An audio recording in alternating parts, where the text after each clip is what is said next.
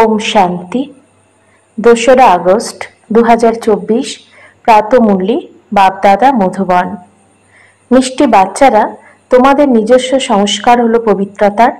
তোমরা রাবণের সঙ্গে থেকে পতিত হয়েছ, এখন আবার পবিত্র হয়ে পবিত্র দুনিয়ার মালিক হতে হবে। প্রশ্ন: অশান্তির কারণ ও নিবারণ কি? উত্তর: অশান্তির কারণ হলো অপবিত্রতা। এখন ভগবান বাবার কাছে প্রতিজ্ঞা করো যে আমরা পবিত্র হয়ে পবিত্র দুনিয়া নির্মাণ করব, নিজের দৃষ্টি সিভিল রাখবো, ক্রিমিনাল হব না, তাহলেই অশান্তি দূর হতে পারে। তোমরা বাচ্চারা হলে শান্তি স্থাপন করার উদ্দেশ্যে নিমিত্ত। তোমরা কখনো অশান্তি সৃষ্টি করতে পারো না। তোমাদের শান্ত থাকতে হবে, মায়ার দাস হবে না। ওম শান্তি। বাবা বসে বাচ্চাদের বোঝাচ্ছেন যে গীতার ভগবান গীতা শুনিয়েছিলেন, একবার শুনিয়ে তারপরে তো চলে যাবেন। এখন তোমরা বাচ্চারা গীতার ভগবানের কাছে সেই গীতা জ্ঞান শুনছ এবং রাজযোগও শিখছ। তারা তো লিখিত গীতা পড়ে মুখস্থ করে নেয়, তারপরে মানুষদের শোনায়। তারা শরীর ত্যাগ করে পরের জন্মে শিশুরূপে জন্ম নিয়ে তো আর শোনাতে পারে না। এখন বাবা তোমাদের গীতা শোনাতে থাকেন যতক্ষণ না তোমরা রাজত্ব প্রাপ্ত করছো। লৌকিক টিচাররাও পাঠ পড়াতেই থাকে, যতক্ষণ না পাঠ সম্পূর্ণ হয় ততক্ষণ শেখাতে থাকে। পড়াশোনা সম্পূর্ণ হলে জীবিকা উপার্জনের কাজে ব্যস্ত হয়ে যায়। টিচারের কাছে পড়ে উপার্জন করে, বৃদ্ধ হলে শরীর ত্যাগ করে, আবার নতুন শরীরে প্রবেশ করে। তারা গীতা শোনায়, তাতে কি প্রাপ্তি হয় এই কথা তো কেউ জানে না। গীতা শুনিয়ে পরজন্মে আবার শিশুরূপে জন্ম নিলে কিছুই শোনাতে পারে না। যখন বড় হয়, বয়স বাড়ে, গীতা পাঠী হয়, তাহলে আবার শোনাবে। এখানে বাবা তো একবার শান্তিধাম থেকে এসে পড়ান, তারপরে ফিরে চলে যান। বাবা বলেন, তোমাদের রাজযোগ শিখিয়ে আমি নিজের ঘরে পরমধাম ফিরে যাই। যাদের পড়াই তারা আবার এসে নিজের প্রারব্ধ ভোগ করে, নিজের ধন উপার্জন করে, নম্বর অনুযায়ী পুরুষার্থ অনুসারে ধারণ করে চলে যায়। কোথায়? নতুন দুনিয়ায়। এই পড়াশোনা হলো নতুন দুনিয়ার জন্য। মানুষ তো এই কথা জানে না। পুরনো দুনিয়া শেষ হয়ে আবার নতুন দুনিয়া স্থাপন হবে। তোমরা জানো আমরা রাজযোগ শিখছি নতুন দুনিয়ার জন্য। তখন এই পুরনো দুনিয়া, পুরনো শরীর থাকবে না। আত্মা তো হলো অবিনাশী। আত্মারা পবিত্র হয়ে তারপরে পবিত্র দুনিয়ায় আসে। নতুন দুনিয়া ছিল যেখানে দেবী দেবতাদের রাজ্য ছিল, যাকে স্বর্গ বলা হয়। সেই নতুন দুনিয়া একমাত্র ভগবানই রচনা করেন। তিনি এক ধর্মের স্থাপনা করেন, কোনো দেবতার দ্বারা করান না। দেবতা তো এখানে নেই, তাহলে নিশ্চয়ই কোনো মানুষের দ্বারাই এই জ্ঞান প্রদান করবেন, যাতে আবার দেবতা রচনা হবে। তারপর সেই দেবতারা পুনর্জন্ম নিতে নিতে এখন ব্রাহ্মণ হয়েছে। এই রহস্য তোমরা বাচ্চারাই জানো। ভগবান হলেন নিরাকার, যিনি নতুন দুনিয়া রচনা করেন। এখন তো হলো রাবণ রাজ্য। তোমরা জিজ্ঞাসা করো কলিযুগী পতিত নাকি সত্যযুগী পবিত্র হয়েছ, কিন্তু তারা বুঝতে পারে না। এখন বাবা বাচ্চাদের বলেন, আমি 5000 বছর পূর্বেও তোমাদের বুঝিয়েছিলাম। বাচ্চারা, আমি আসি তোমাদের অর্ধকল্প সুখী করতে। তারপরে রাবণ এসে তোমাদের দুঃখী বানায়। এ হলো সুখ দুঃখের খেলা। কল্পের আয়ু হলো 5000 বছর, অতএব অর্ধেক করতে হয়, তাই না? রাবণ রাজ্যে সবাই দেহ অভিমানী, বিকারগ্রস্ত হয়ে যায়। এইসব কথাও তোমরা এখন বুঝেছ, আগে বুঝতে না। কল্প কল্প যারা বুঝেছে তারাই বুঝে নেয়। যারা দেবতা হবে না তারা আসবেও না। তোমরা দেবতা ধর্মের চারা রোপণ করছো, যখন তা আসলে তমপ্রধান হয়ে যায় তখন তাকে দৈবী বৃক্ষ বলা যাবে না। বৃক্ষ যখন নতুন ছিল তখন শতপ্রধান ছিল। আমরা সেই কল্পবৃক্ষের পাতা দেবী দেবতা ছিলাম, তারপরে রজ তমতে এসে পুরনো পতিত শূদ্র হয়েছি। পুরনো দুনিয়ায় পুরনো মানুষরাই থাকবে, পুরনোকে আবার নতুন করতে হয়। এখন দেবী দেবতা ধর্ম প্রায় লুপ্ত হয়েছে। বাবাও বলেন, যখন যখন ধর্মের গ্লানি হয় তখন জিজ্ঞাসা করা হবে কোন ধর্মের গ্লানি হয়। অবশ্যই বলা হবে আদি সনাতন দেবী দেবতা ধর্মের, যা আমি স্থাপন করেছিলাম। সেই ধর্ম প্রায় লুপ্ত হয়ে গেছে। সেই ধর্মের পরিবর্তে অধর্ম হয়েছে। সুতরাং যখন ধর্ম থেকে অধর্মের বৃদ্ধি হয়ে যায় তখন বাবা আসেন। এমন বলা হবে না ধর্মের বৃদ্ধি, ধর্ম তো প্রায় লুপ্ত হয়েছে, অধর্মের বৃদ্ধি হয়েছে। বৃদ্ধি তো সব ধর্মের হয়, একজন ক্রাইস্টের দ্বারা খ্রিস্টান ধর্মের কতখানি বৃদ্ধি হয়। যদিও দেবী দেবতা ধর্ম প্রায় লুপ্ত হয়েছে, পতিত হওয়ার দরুন নিজেরাই নিজের গ্লানি করেছে। ধর্ম থেকে অধর্ম একটিই হয়, অন্য সবই ঠিক চলছে, সবাই নিজের নিজের ধর্মেই স্থির আছে। যে আদি সনাতন দেবী দেবতা ধর্ম ছিল, পবিত্র ছিল, সেই ধর্মই অপবিত্র হয়ে পড়েছে। আমি পবিত্র দুনিয়া স্থাপন করি যা পতিত শূদ্র হয়ে যায়, অর্থাৎ সেই ধর্মেরই গ্লানি হয়ে যায়।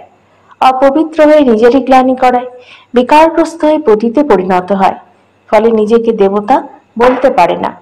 স্বর্গ বদলে নরকে পরিণত হলো, সুতরাং কেউ আর বাহ বাহ অর্থাৎ পবিত্র নেই। তোমরা কতখানি ছি ছি অর্থাৎ পতিত হয়েছ। বাবা বলেন তোমাদের বাহ বাহ ফুলে পরিণত করি, রাবণ তোমাদের কাঁটায় পরিণত করে।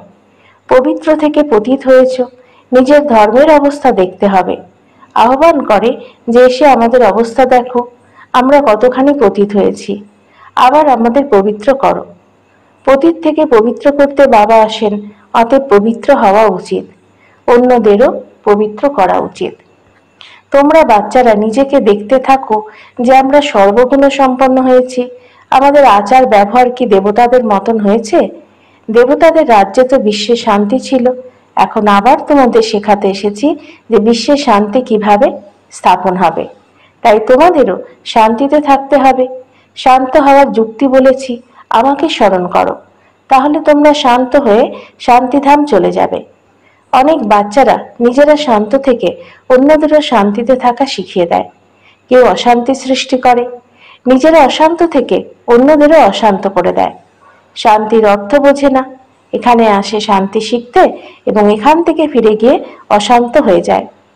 অশান্তি হয় অপবিত্রতা থেকে, এখানে এসে প্রতিজ্ঞা করে বাবা আমি তোমার, তোমার কাছ থেকে বিশ্বের বাদশাহী নিতে হবে। আমরা পবিত্র থেকে বিশ্বের মালিক হব নিশ্চয়ই।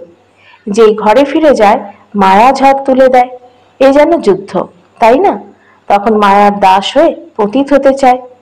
অবলা নারীদের উপরে অত্যাচার তারাও করে যারা প্রতিজ্ঞা করে আমরা পবিত্র থাকব, কিন্তু মায়ার আক্রমণ হলে প্রতিজ্ঞা ভুলে যায়। ভগবানের কাছে প্রতিজ্ঞা করে যে আমরা পবিত্র হয়ে পবিত্র দুনিয়ার উত্তরাধিকার নেব। আমরা নিজের দৃষ্টি সিভিল রাখবো, কুদৃষ্টি রাখবো না, বিকারগ্রস্ত হব না, ক্রিমিনাল দৃষ্টি ত্যাগ করব। তা সত্ত্বেও মায়া রাবণের কাছে হার স্বীকার করে। তখন যে নির্বিকারী হতে চায় তাকে বিরক্ত করে। তাই বলা হয় অবলাদের উপর অত্যাচার হয়। পুরুষ হয় বলশালী, স্ত্রী হয় দুর্বল, যুদ্ধ ইত্যাদিতে পুরুষরা যায় কারণ তারা বলশালী। স্ত্রী হয় কোমল, তাদের কর্তব্য হলো আলাদা, তারা ঘর সংসার সামলায়, সন্তানের জন্ম দিয়ে তাদের লালন পালন করে। এই কথা বাবাই বোঝান। সেখানে একটি সন্তান হয়, তাও আবার বিকারের কথা নেই। এখানে তো সন্ন্যাসীরাও কখনো বলে একটি সন্তান তো অবশ্যই হওয়া উচিত। ক্রিমিনাল দৃষ্টিযুক্ত ঠগ এমন শিক্ষাই দিয়ে থাকে। এখন বাবা বলেন এই সময়ের বাচ্চারা কি কাজে লাগবে যখন বিনাশ সামনে দাঁড়িয়ে আছে? সবই তো শেষ হয়ে যাবে। আমি এসেছি পুরনো দুনিয়ার বিনাশ করতে। সেসব হলো সন্ন্যাসীদের কথা, তারা তো বিনাশের কথা জানে না। তোমাদের অসীম জগতের পিতাই বোঝাচ্ছেন এখন বিনাশ হবে, তোমাদের সন্তান উত্তরাধিকারী হতে পারবে না। তোমরা ভাবো আমাদের বংশের উত্তরাধিকারী থাকবে, কিন্তু পতিত দুনিয়ার কোনো চিহ্ন থাকবে না। তোমরা বোঝো আমরা পবিত্র দুনিয়ার ছিলাম। মানুষও স্মরণ করে, কারণ পবিত্র দুনিয়া পার হয়েছে যাকে স্বর্গ বলা হয়, কিন্তু এখন তমপ্রধান হওয়ার জন্য বুঝতে পারে না, তাদের দৃষ্টি হয়েছে ক্রিমিনাল। একেই বলা হয় ধর্মের গ্লানি। আদি সনাতন ধর্মে এমন কথা হয় না। আহ্বান করে পতিত পাবন এসো, আমরা পতিত দুঃখী হয়েছি। বাবা বোঝান আমি তোমাদের পবিত্র বানাই, কিন্তু মায়ার যুদ্ধ চলতে থাকে। বাবার কাছে স্বর্গের অধিকার প্রাপ্ত করার পুরুষার্থ করছিলে, কিন্তু যদি আবার মুখ কালো করো অর্থাৎ বিকারগ্রস্ত হও, তাহলে স্বর্গের উত্তরাধিকার পাবে কিভাবে? বাবা আসেন সুন্দর বানানোর জন্য। দেবতারা যারা সুন্দর ছিলেন তারাই শ্যাম হয়েছেন। দেবতাদেরই শ্যাম বর্ণের শরীর দেখানো হয়। ক্রাইস্ট, বুদ্ধ ইত্যাদিকে কখনো কালো দেখেছ? দেবী দেবতাদের চিত্রই কালো বানানো হয়। যিনি সকলের সদ্গতিদাতা পরম পিতা পরমাত্মা, সর্বজনের পিতা, যাকে বলা হয় পরম পিতা পরমাত্মা এসে লিবারেট করো, তিনি কালো হতে পারেন না। তিনি তো হলেন সদা সুন্দর, এভার পিওর। কৃষ্ণ তো অন্য দেহ ধারণ করেন, তবুও তিনি পবিত্র, তাই না? মহান আত্মা দেবতাদেরই বলা হয়। কৃষ্ণ তো হলেন দেবতা। এখন কলিযুগে মহান আত্মা কোথা থেকে আসবে? শ্রীকৃষ্ণ তো সত্য যুগের প্রিন্স ছিলেন, তার দিব্য গুণ ছিল। এখন তো দেবতা ইত্যাদি কেউ নেই। সাধু সন্ন্যাসী পবিত্র হয়, কিন্তু পুনর্জন্ম হয় বিকার দ্বারা, তারপরে সন্ন্যাস ধারণ করতে হয়। দেবতারা সর্বদা পবিত্র থাকেন। এখানে রাবণের রাজ্য, রাবণের 10টি মাথা দেখানো হয়, 5টি স্ত্রীর, 5টি পুরুষের। তোমরা এই কথাও বুঝেছ, 5 বিকার প্রত্যেকের মধ্যেই আছে। দেবতাদের মধ্যে আছে এমন বলা হবে না। ওটা হলো সুখধাম।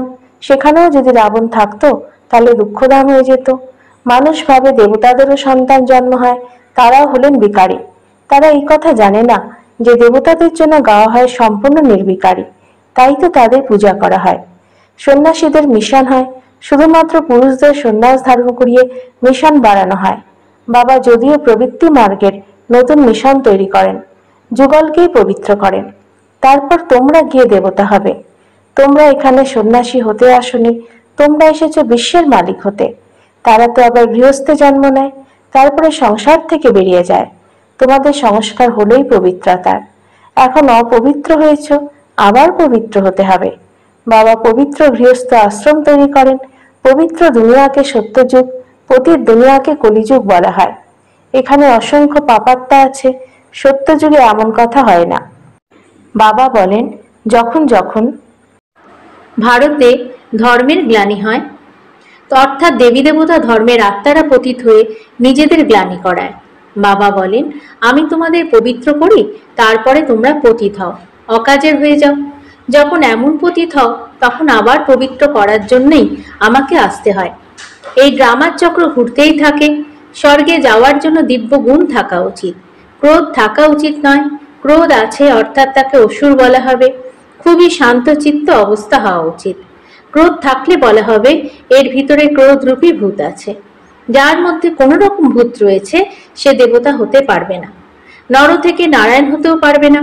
দেবতারা হলেন নির্বিকারী, যথা রাজা রানী তথা প্রজা, সবাই নির্বিকারী। ভগবান বাবা এসে সম্পূর্ণ নির্বিকারী বানান। আচ্ছা, মিষ্টি মিষ্টি হারানিধি বাচ্চাদের প্রতি মাতা পিতা বাপদাদার স্মরণের স্নেহ সুমন আর সুপ্রভাত। আত্মাদের পিতা তার আত্মারূপী বাচ্চাদেরকে জানাচ্ছেন নমস্কার। আমাদেরও বাপদাদাকে ধন্যবাদ, নমস্কার। ধারণার জন্য মুখ্য সার: 1. বাবার কাছে পবিত্রতার প্রতিজ্ঞা করেছ, তাই নিজেকে মায়ার আক্রমণ থেকে বাঁচাতে হবে, কখনো মায়ার দাস হবে না। এই প্রতিজ্ঞা ভুলবে না, কারণ এখন পবিত্র দুনিয়ায় যেতে হবে। 2. দেবতা হওয়ার জন্য আন্তরিক অবস্থা খুবই শান্ত বানাতে হবে। কোন রকম ভূতকে প্রবিষ্ট হতে দেবে না, দিব্য গুণ ধারণ করতে হবে।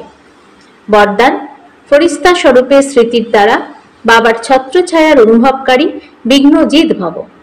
অমৃতবেলায় ঘুম থেকে ওঠার সাথে সাথেই স্মরণ করো যে আমি হলাম ফরিস্তা। ব্রহ্মা বাবাকে এই আন্তরিক পছন্দের গিফট দাও, তবে প্রতিদিন অমৃতবেলায় বাপদাদা তোমাদেরকে নিজের বাহু পাশে সমাহিত করে নেবেন। অনুভব করবে যে বাবার বাহুর মধ্যে অতীন্দ্রিয় সুখে দুলছি। যে ফরিস্তা স্বরূপে স্মৃতিতে থাকবে তার সামনে কোনো পরিস্থিতি বা বিঘ্ন এলেও বাবা তার সামনে ছত্রছায়া হয়ে যাবেন। তাই বাবার ছত্রছায়া বা ভালোবাসার অনুভব করার জন্য বিঘ্নজিৎ হও। স্লোগান: সুখ স্বরূপ আত্মা স্বস্থিতির দ্বারা পরিস্থিতির উপরে সহজেই বিজয় প্রাপ্ত করে নেয়। ওম শান্তি।